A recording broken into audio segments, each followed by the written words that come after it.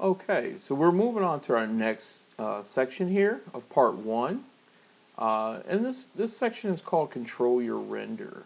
Okay, so control render, it really means you've got to have a good understanding of what you're trying to achieve in your renders, and then a good grasp of the equipment and the profiles of your rendering engine, your shading application, and how what part that's going to play in you getting a realistic or an appropriate render for whatever you're trying to do for your project. Okay, so the first thing you want to do is we want to establish that uh, rendering at this point is software independent.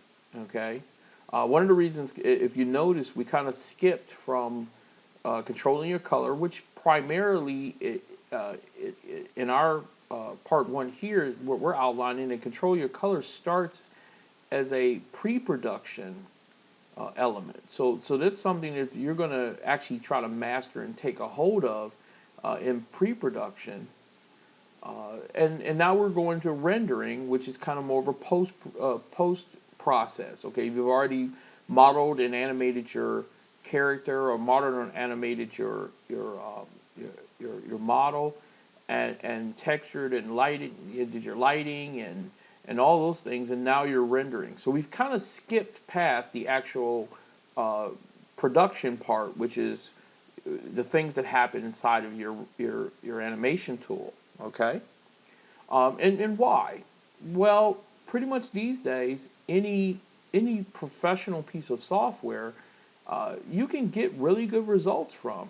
So whether you're using Maya or Moda, Lightwave or 3D Studio Max or Blender or Cinema 4D, you really can achieve good results from all of those packages.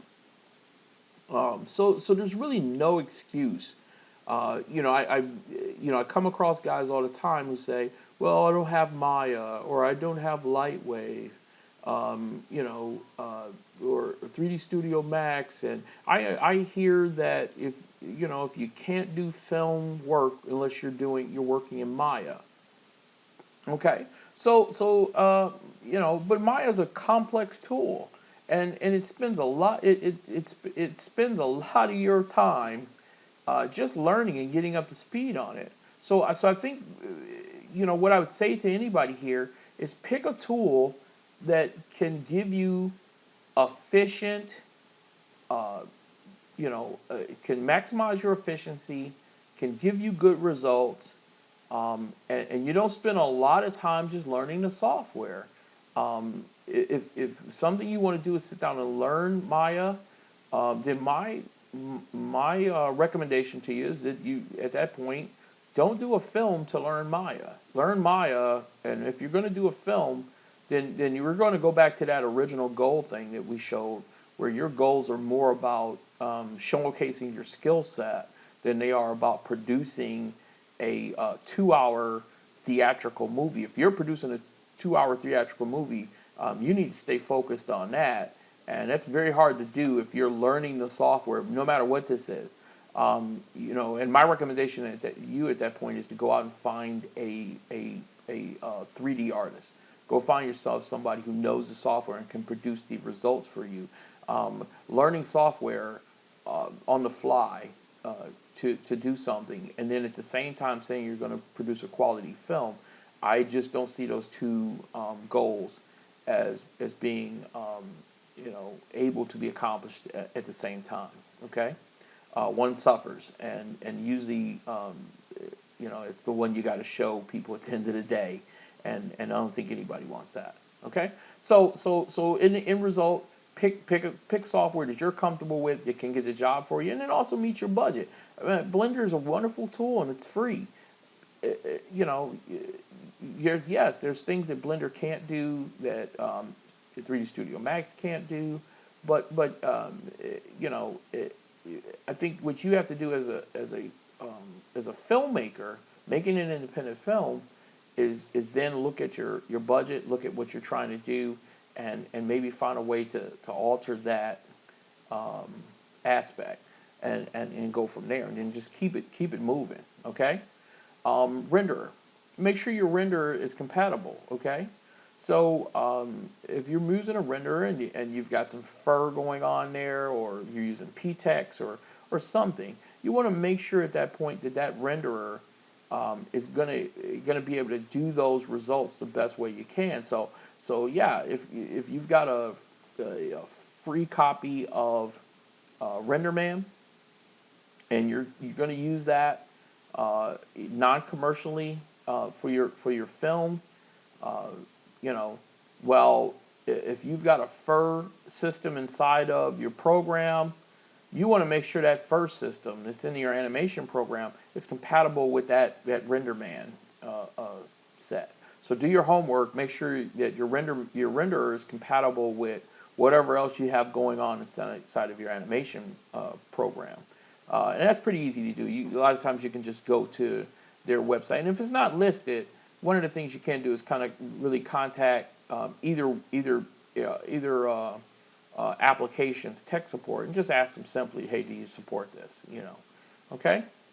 But make sure beforehand. Don't assume, and by all means, uh, don't read the brochures and think because it's on the brochure that means it covers it.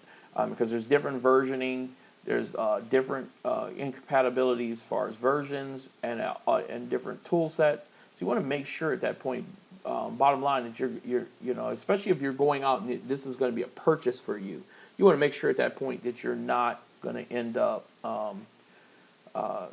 being told, oh, well, we supported, version 12. We don't support version 13 yet, and you've got version 13. Okay. So 8-bit, 16-bit, 32-bit. Okay. All I would say on this is that we'll go into depth on what exactly this is in the second video, but and we'll touch on it a little bit, but we can't spend a lot of time on it because it is immense as far as understanding what 32-bit float and 16-bit half is. But let's suffice to say that you want to try to work in 32-bit or 16-bit as much as you can throughout the process. Bottom line, it just gives you enormous latitude to be able to have your images as thick as possible. Okay. In the film world, they used to call it having a thick neg. You want to make sure you have as thick an image as you can, and you want to have as much color information embedded in everything as you can. Okay. Along with that, you linearize your entire pipeline if possible. Okay, we're going to kind of take you through that process a little bit in the second part 2 in the second video. We're actually going to drive through that process just to show you kind of how it's done. That is enormously important to be able to get a really good image. And one of the things linearizing does is it allows light. It allows the light that you have in your scene to be able to more closely approximate light in the real world. So if you're using things like HDRI lighting, especially HDRI that you captured on set, you want to make sure that light responds to your image, your model, and your materials as close in approximation to the way it responded in the actual scene. And that truly sells that your image is living in that space also. It truly does. So linearizing your entire pipeline, scene reference linear is important. But once again, that's a step that's going to add a lot of time to your workflow. And it's something that, yeah, it's going to result, you're going to see the payoff. You are going to see, the payoff in doing that. But you've got to be prepared for the fact that it's going to lengthen your process. And that's a toll that you want to make sure you're paying, you're okay with paying, and you're fine with it, okay? But the benefits are immense, okay? The next is make use of HDRI whenever possible. And one thing I would say with HDRI you know, is that there's two ways to go on that. One is if you want to make sure you capture the HDRI on set. There's a lot of different processes and a way to do that. You can actually type in HDRI, and there's a few different places where they'll give you instruction on how to do it on set. It can be as simple as taking a digital camera, a DSLR, and capturing as close as possible as you can of an overlapping 360-degree view, and then stitching that together. There's a couple other ways to do it as far as a fisheye lens and stuff like that. There's a couple different ways of doing it, and it'll yield results. Too much to go into here. I would say if you're interested in doing that on set, just number one, know there's a time penalty with that as far as doing it on set. It's best to have an extra crew member or two who that's their job. That's what they do. They go out and they get reference for you. They're capturing visual effects reference for you. And that's something that if you got some people who are interested in doing it, doing a good job with it, you can always, that's something that will help you scenes. It will help you sell your shots immensely. Now, if you don't have all that, and you don't have available that extra personnel or the DSLR camera or the time to do it on set, then you can definitely purchase HDRI imagery online, okay? And there's a few different places that you can go to where you can get that imagery, and a lot of it's available for free online. So you can actually kind of go in and real quick, what we'll do is we'll go here and we'll kind of find a couple places real quick, okay? I've got a couple HDRI sites loaded up here, okay? Just a few that I like in particular to go to. This is called SIBL Archive, okay? And this is a great site because they have a lot of HDRI sets for smart image-based lighting, okay? So these guys have done a wonderful job of kind of setting some stuff up here for inclusion into your image-based lighting scenes. Mental Ray and Arnold and V-Ray in particular come into mind. So these are some very good smart images that can be used for HDRI. Okay. Here's a couple you can see here.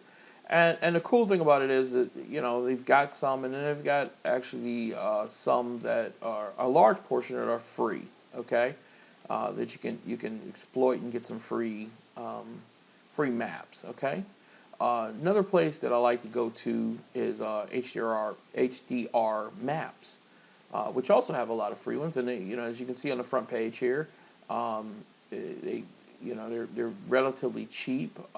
As you can see, they're a British company, so there's going to be some. If you're in America, like we are, you're going to have to do a little conversion, but you get a wonderful chance to get some free stuff. Okay, with these guys. Okay.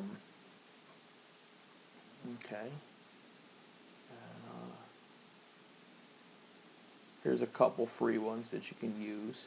Okay. All right.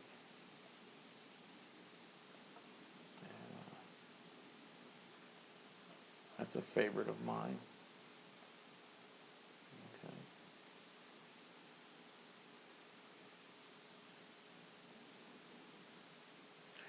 So you see, you can start to develop a nice little package, and these actually will help you in lieu of shooting them themselves. But what you do have to understand is HDRIs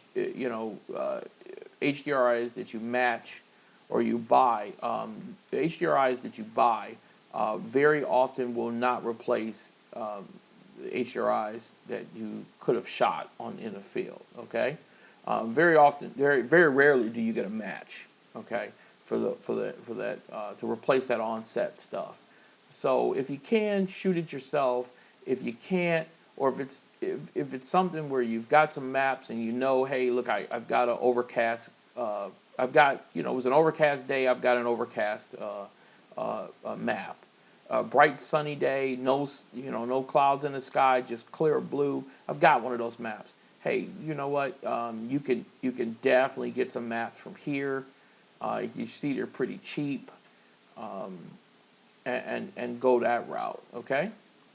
And last but not least, we have HDRI Hub.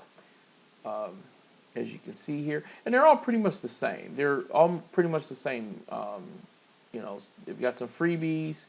Um, you know, they've got the same thing, commercial, and then they've got a SIBL uh, one. It's set up specifically, like I said, it works with most of the major programs between Lightwave, Max, Maya, Moda, that kind of thing. Okay, and there's some free samples there. Okay, and I've actually got over here and kind of update my. I'm going to grab some of these when I get a chance. Update my library with them. Okay, and as you can see, they're pretty good size. This is 8K by 4K. It has 4 back plates with it, so this is a pretty good scene if you're doing nighttime stuff, or this is a daytime, and stuff like that. Okay, so there's some pretty good free stuff laying out there, and then hey, you know, once you get in there, you get practice, you put them into full use. Hey, don't be afraid to go here. You know, kind of sign up and purchase some stuff from them. Okay, because they'll be of believe me, they'll pay for themselves in some shots. Okay, and I want to say this. Fully 90% of the lighting we did, 90% of the lighting we did on Seeing Tomorrow was HDRI lighting. Okay, you know, we'd put in some area lights for accent, sometimes as a kicker to just kind of you know, give whatever particular piece a little pop. A lot of the restaurant stuff, it was HDRI, and then there was a couple spotlights placed in for kicker. Okay, but by and large, most of that stuff was HDRI. And you know, for us in our workflow, being able to just set up the animations, because we had a hard and fast rule on that on this show: 1 day, 1 shot. Okay, so whatever we did, we had to be done with what we were doing on that shot, and had to be ready to render in 1 day. Okay, we didn't have we just did not have the workflow to mess with shots for 2 or 3 days. Okay, I believe we had upwards to 65 visual effects shots, and I actually think we've got a couple more to do, so it's probably going to top out around 72 shots once we're fully done with the whole entire piece. So at 72 shots, and we had a few months to do, along with the normal workload from our company. You know, my duties as a director, I did not have a lot of time, and there was no way in the world that we could spend anything longer than maybe a day, day and a half on a shot. So it was get it in, get it animated, and get it rendered out.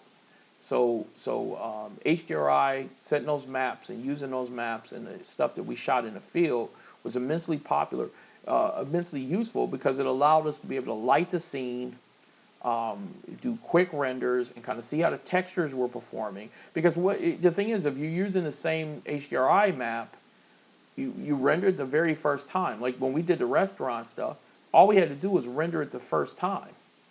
Once we saw how it looked under that HDRI map the very first time, and whether or not we had to use a kicker here and there to kind of bolster some of the reflections and things like that in the metal. Once we established that, then you know, the rest of the shots in the restaurant, it was very simple. You put it in there, you apply the map, you animate it. You know, I think we ran a couple test renders at the very beginning on a couple shots just so we could make sure that we understood what the performance was going to be. But later in that production workflow of that restaurant, I don't think we test rendered a shot. I think we put out the last, I would say, 10 shots that were in there, and we were just animating. I think in particular what I was doing was animating, and then I would hit the render button, and send it to the render farm. That was it. So because we knew what we were going to get, because the HDRI map was extremely it's extremely consistent. Whatever kicker lights we were used, and accent lights we were used, we were using the same lights. We made a light rig and a light ray out of that, and we would just run a script, and that would add the lights in.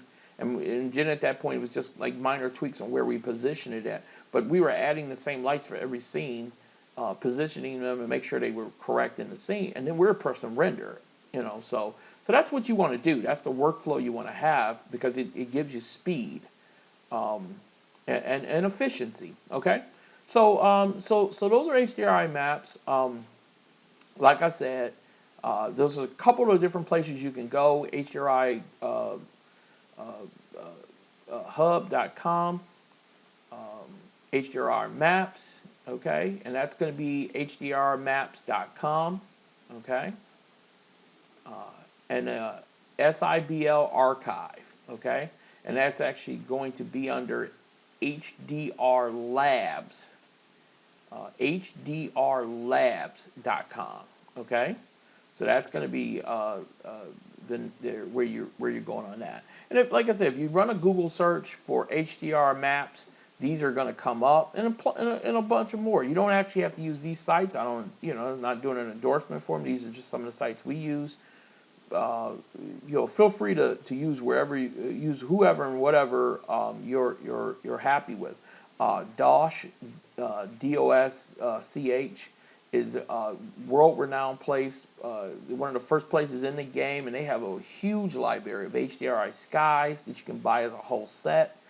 A lot of people use those. I think we still use them. So those guys are available. And there's a bunch of other places where you can get these maps. So feel free. Use whatever works best for you and whatever gives you best results. Okay? All right. Okay. So we're going to go back and kind of finish up on this. And the last thing I want to say in your real world cinematography tech is in this panel is to rely on real world cinematography techniques. So like myself in particular, I spent a good piece of my early career being a cinematographer. So I can rely on understanding how actual film interacted with light, how light bounces, the interaction of rays. Do I think you need to get into lumens and properties of real light? It's extremely helpful.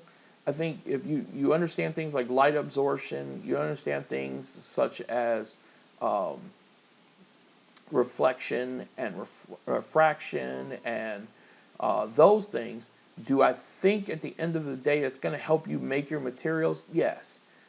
Okay, and for instance, I know there's packages like Cinema 4D that come pre-packaged with a certain amount of shaders, or by shaders I mean materials. Okay, so you have your wood material, you have a gold material, you might have a silver material, and I know that there are some packages where you can go over into a little drop down or a palette or a bin or a toolbox, and they're going to have that stuff laid out for you, and your immediate inclination is going to say, oh, I need a metal texture. Okay, or I need a metal shader. Oh, there's a metal shader. And you grab that metal shader and you apply it to your material and you say, metal, Well, that may work for you and it may not. 9 times out of 10, it's not going to work because that metal shader was created by some guy who is basically putting it in there to add value to the package. I'm not saying it doesn't perform like metal, but I'm saying it's your responsibility at that point to do a render under the conditions that you need and make sure that material is performing and being evaluated correctly. Okay, is that material taking on all the properties of the type of metal that you're using? Also, with a growing number of packages, you can change your lighting from just color and intensity to actual color temperature. Okay, So in the in the day, you could actually you'd go to a light and you'd say, okay, I want a blue light, and then you'd say, I want a blue light and I want it to be have an intensity of 10, or I want it to have an intensity of 0.4, or whatever on your scale. And that's how you actually lit your scene. Well, a growing number of lights these days rely and operate the same as real lights. They have fall off. How far do you cast light before the light starts to degrade? The light starts to head towards zero. Okay, allowing you to be able to position a light where the fall off is going to give you a piece of that light, but not the full intensity. Okay, and that's driven by distance. Or you've got the ability to be able to look at your render in terms of Kelvin. What's the color temperature of your light? Is it a 3200 Kelvin light element, which is more closer to an incandescent light, or is it a 5600, which is more closer to the sun, or a daylight instrument? Those are choices that you can make now that you couldn't make before. You know, and knowing your package, and then knowing a little bit about the actual light, it helps you, because you're emulating real light. It helps to know a little bit about the real world, and you can apply those techniques. Virtual cinematography right now, and if you've seen movies like Avatar, virtual cinematography has gotten to the point where you, by all intents and purposes, you're doing pretty much everything a DP does in the real world. You're running color tests, you're running camera tests, you're putting things under light, you're understanding different types of light, the effect of different types of light. You're creating arrays and creating lights and things like that. So it really helps at that point if you've got that background. It helps. It gives you a little aid. Now, if you don't have that background, okay, you can do the best you can there, and by all means, I think you still can get amazingly effective, images. My advice to you would just kind of do a little brush up and understand cinematography, or kidnap your cinematographer. And once again, like as we said with production design, have that person available and ask them, can they help out? When it comes that day for lighting, ask them if they can kind of help out and help you evaluate your imagery. Okay. So moving along with controlling. Okay, so moving along and controlling your render. The next thing we want to kind of talk about here is the different types of platforms. Okay, so I want to spend a lot of time on this. But if it's something where you're not quite sure, what programs are available, I just kind of wanted to highlight it here and kind of give you an overview real quick. Okay, we are going to talk a little bit about this in the part 2. We're not going to go a lot into depth into the different packages and their usefulness, but we will kind of talk about things like plausible shading. Okay, as we build the shaders, of course, we'll have to work in some of these programs to build shaders. So we'll kind of go through a couple different things about how the shaders differ in each package, what makes them unique, what makes them the same, and then if your shader is not represented here, or your rendering platform is not represented in part 2, we'll do the best we can to kind of approximate what you should look for in a shading package if you're trying to achieve certain things. But as I said before, we won't spend a lot of time on that, but we'll do the best we can. Okay, so really quickly, let's kind of drive through some of these platforms and kind of talk a little bit about each one, and we'll kind of go from there. Okay, so generally in film right now, there's four major packages that you find being used. Okay, so I'm not saying that these are the best platforms. I'm not saying they're the only ones. I'm not saying that you know, you either have one of these or you're not good, or you know, abandon all hope. I'm not saying that. What I'm saying is that these right now are commonly understood as being what is in use by you know, commercial filmmakers, by professional filmmakers who produce product, okay, and commercial houses that produce product. Okay, so first off, you kind of have V-Ray. V-Ray, and this is in no particular order, so it doesn't mean, you know, I'm not saying that one is, you know, the last one is the best one or the third one is the best. You know, I'm not saying that. I'm just reading left to right here. So, okay, so we got V-Ray, Mental Ray, the Arnold renderer, and Pixar's RenderMan. Okay, so first thing we're going to do is start here with we're going to go, you know, at that point, reverse order here, and we're going to talk about Pixar's RenderMan. So we're going to go right over here, and I don't believe there's anybody on the planet who is not familiar with the brand Pixar at this point in time. Pixar is kind of one of those places and entities right now that their brand is synonymous with right up there with Nike and Coca-Cola. So I won't get too much into like what Pixar is. I think we all kind of know what Pixar is, and I think that basically we can look at RenderMan as being the one of the oldest, but by far the most reliable professional commercial theatrical renderer available. Okay, widespread use in every house.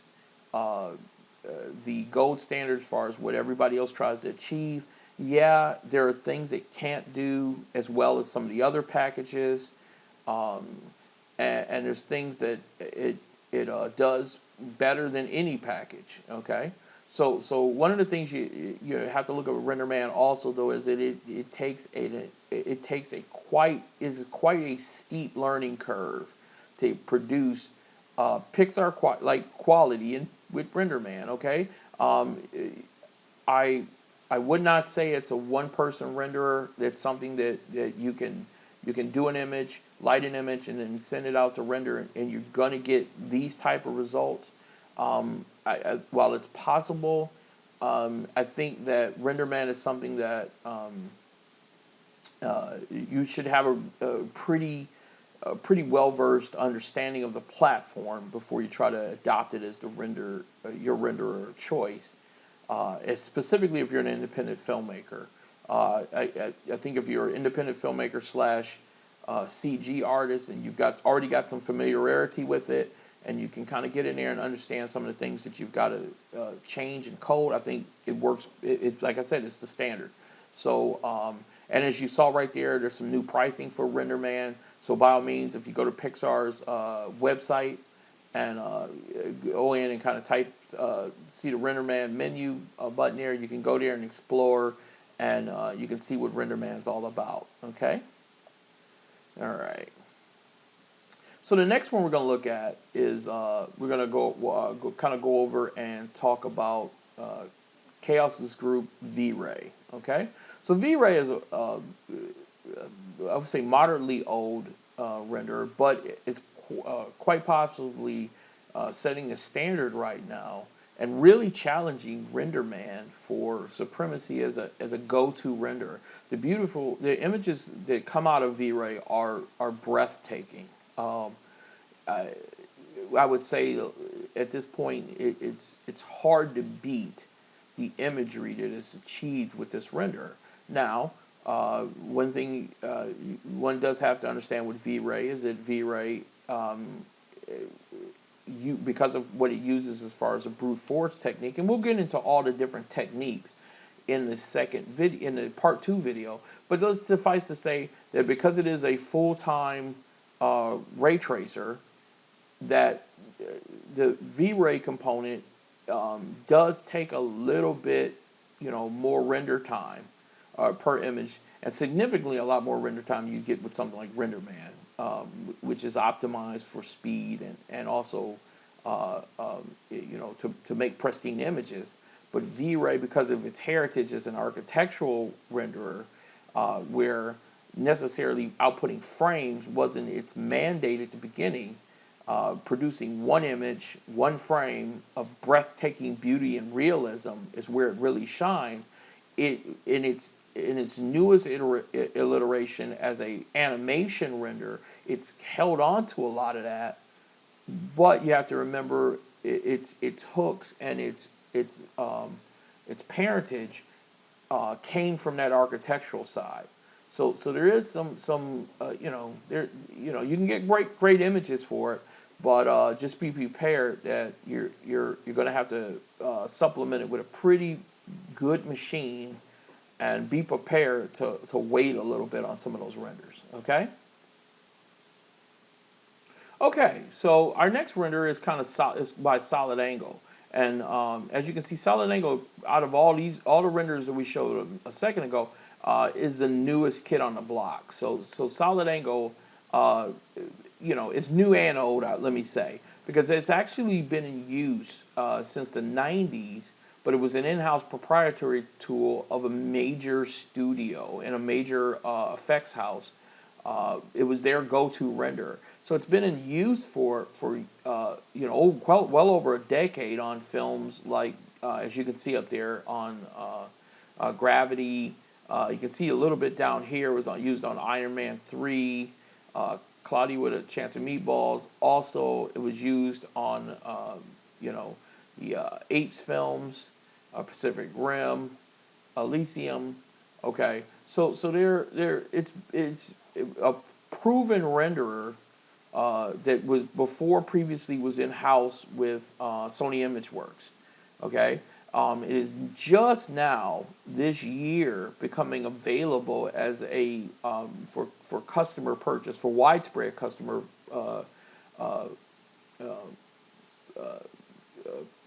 purchase and use. So you're getting something that's been in practice for years, but if you're getting it for the first time this year, you're gonna be that person who's fresh out the box. It's not something that has been widespread available for anybody other than a select few up until then, and that's allowed it to become very focused and very efficient in its offering. And truly, the imagery that is produced out of it is breathtaking, and it shares a lot of its heritage with V-Ray. Both V-Ray and Solid Angle are brute force renders. I won't go too much into it on this section, because we'll get more into that when we're actually driving through the application. But they're brute force renderers. Solid Angle, Arnold is a Monte Carlo renderer. Which has a lot to do on how it calculates ray tracing and things like that. But the difference, I would say, between V-Ray and Arnold is Arnold was built to be a film production renderer. So it's optimized for speed, and its shaders are set up to aid in that process. Whereas V-Ray, not so much. V-Ray has become an animation renderer, and a damn good one, but it didn't start out that way. So if I had to say the difference between in a nutshell really quick, if I had to say the difference between the two, that's the difference between the two. Okay? Okay. So we're going to go back here real quick. The last one on this list is Mental Ray, and I think Mental Ray is I would say out of the four, is the most widely known of all these pieces, and right now it's being developed by NVIDIA. Mental Ray, as many of you guys know, is packaged right along with Maya and 3D Studio Max, and the Softimage, that's been discontinued, but it was packaged along with Softimage for many years. And it also comes as a standalone renderer.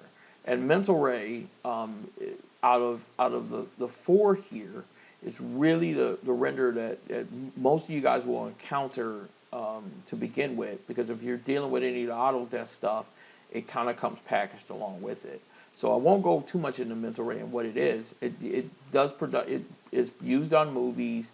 It also came about as an architectural render, so it still has a lot of that lineage. Now I would say out of the four, mental ray is the one that has a lot of the leftover heritage, and a lot of the heritage still ingrained of it, of being an architectural tool. So there's a lot of shaders. I think out of the four, I believe, and we'll get into depth of this on the second video, but I believe V-Ray and Arnold have I believe V-Ray has 5 shaders. Arnold has 4 shaders. Pixar, I want to say 8 shaders. I'll get some definites on that, and we'll cover that in the second video. But suffice to say, Mental Ray has 41 plus shaders. So you can see in opposite the rest of these guys, Mental Ray has a very huge toolkit, and that's come because it's grown, I would say, the most out of all of these. It's grown and changed the most. Okay, so so these are the 4 top ones. What I did is I added 2 at the bottom here, okay, that I thought were particularly promising to independent filmmakers, because overall this is an independent film series. It's not really a CG thing, so I noticed some other flashier renders available and some other renders that hold tremendous promise for CG artist. But by and large, I think if you're a CG artist, you probably know a lot of this stuff already. You know, the reason I put Blender and 3Delight in is they're both relatively free. They have a component of each, which is free. Okay, Blender, you know, is one of those tool sets that everybody knows, or knows of, or if you don't know about it, here it is. This is Blender. Okay, so Blender is a full platform for animation, modeling, you know, so on. The good thing about Blender is it's open source. It's totally free. It's a free application, and has a host. If you can see down here, it has a host of training videos, different projects that you can actually join the project and work on the project to learn your skill set. Blender is a wonderful community, great product. As you can see there's some of the output from the product. For free free application, you pretty much can't go wrong with it. Okay. All right. Now, you know, and it'll get the job done for you. And if it's something where you need to get it done, you don't have a lot of budget, by all means, you can use Blender. And actually, you'll find out that Blender now has hooks for V-Ray. It has hooks for, I believe for Mental Ray. So yeah, and you can go there, you can download it. As you can see here, in a couple places there was a download link, so you can get that, and you're all set. Okay. Okay, and last on our little list here, we're going to talk about 3Delight, and this is a company that a lot of people don't know about. But as you just saw in that image there, 3Delight is a RenderMan compliant renderer. Okay, so what do I mean by that? What I mean by that is that the specifications and i.e. the way of doing things that Pixar RenderMan established many years ago, 3Delight has adopted that specification, and they've built their tool to perform in a similar fashion of Pixar's RenderMan. So what do we mean here? What do we mean is that you can use 3Delight, and you're creating Pixar RenderMan compliant stuff, and that's enormous. I mean, you know, as some of you guys just saw in the previous thing, RenderMan has come down in price, but previously RenderMan, I think we can go over here real quick and switch back over to it. RenderMan, it was gonna set you back a few $1,000s if you weren't to purchase it. I mean, it was extremely expensive to get one seat of RenderMan. It was thousands of dollars, and it's recently just come down to $4.95, which is, I mean, glorious as far as getting a seat of professional RenderMan, which is awesome. Okay, but before that, it costs a lot of it costs you a lot of linguini to get into RenderMan. Okay, um, but what 3 to Light gave you was an opportunity to be able to get the same type of imagery, and as you can see here, here's a Coca-Cola commercial that was done in 3 to Light. Most famously, you guys know 3 to Light imagery from Neil Blomkamp's uh, uh, epic film District 9, where the majority of the work done in District 9 was output in that renderer. Okay, so it's an amazing renderer, and it's really really productive and efficient in what it does. Okay, and as you can see, it's available for Maya, Softimage, Studio Pro, and then it also has a standalone, okay, um, component to it that you can build and if you can export stuff into the RenderMan compliant format, you can then load it up into 3 to Light and you can print it up there. So if you have and almost at this point, almost every animation program renders out to that RIB format, that RIB format, which is RenderMan. So it's got a lot of different uses, and it allows you to be able to confidently get that stuff out. But you can actually obtain a free license of it and use it. Okay. So let's look at that real quick in conclusion. We got a conclusion because we've got a couple minutes left here. So I'm going to go over, and I'm actually going to let's go from Maya. Okay, so we're over to the Maya page. Okay, and we're going to download a full version of it. Okay, so it's going to take us to our the download page here and allow us to download it for Windows, Mac, or Linux platform. Okay. Well, what's the catch? Like you say, oh, hey, I get this really powerful renderer and you're going to give it to me for free. What's the catch? Well, is it going to have watermarks? Is it a restriction on commercial? As you can see right here, it says, look, you can have this license for free and you can use it for commercial use. So you actually can use it to produce money-making stuff, which, for a lot of us, hey, man, that's, it's kind of where we live, all right? So what's the catch, you say? Why are you going to let me have this free download of this great software for free, and then I can actually make money on it? Well, what I'd say is it's not what you think, okay? The pricing and licensing, there's no watermarks, there's no restrictions on size or anything like that. It's a free out use. The limitation you have with the software, with the renderer, is that you're allowed one customer download, okay, and that's restricted to a quad core license. So if you've got a machine that has, say, an 8-core, say you've got an 8-core machine, well, when you use the 3 to Light renderer, it's only going to use the first 4 cores, okay? You're not going to use it's not going to use the 8 cores. If you've got 16 cores, it's not going to use the 16 cores. It's just going to use those 4. Okay. Now, if you're doing something and you've got the speed issue is not frankly not going to be an issue to you. For somebody like us, we're going up towards 72 visual effects shots. Only being able to render on 4 of the cores in our processor, not going to cut it.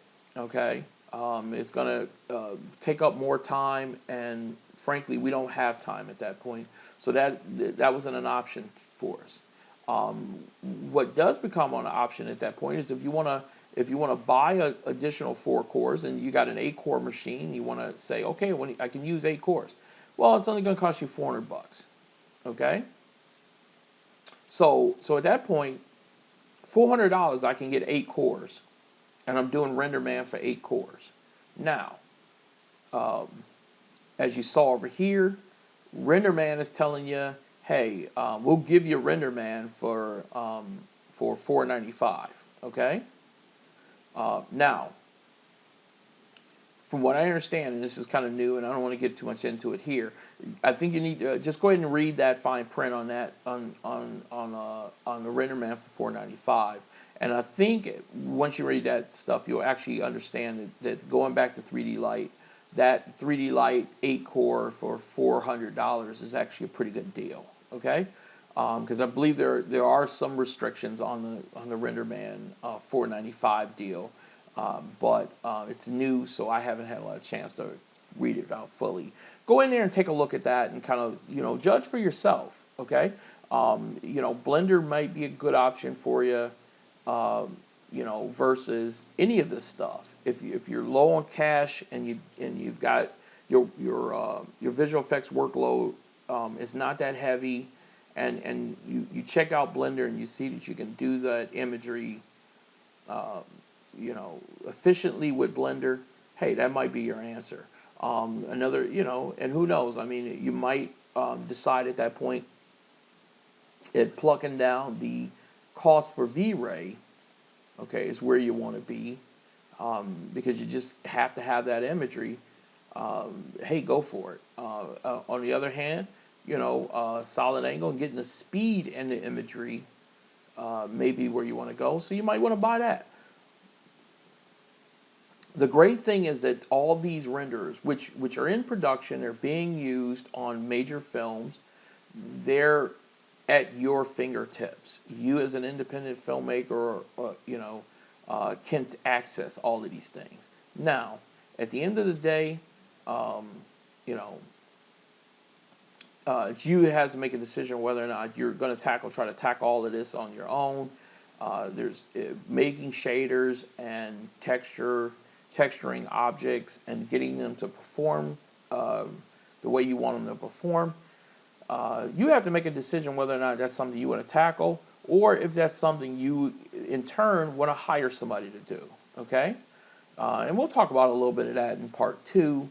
And hopefully that's what this video is about, to kind of give you a measure and kind of let you understand where you need to be in order to get good imagery. And then maybe at the end, whether or not this is something you want to tackle or you want to get somebody else to. Okay? All right.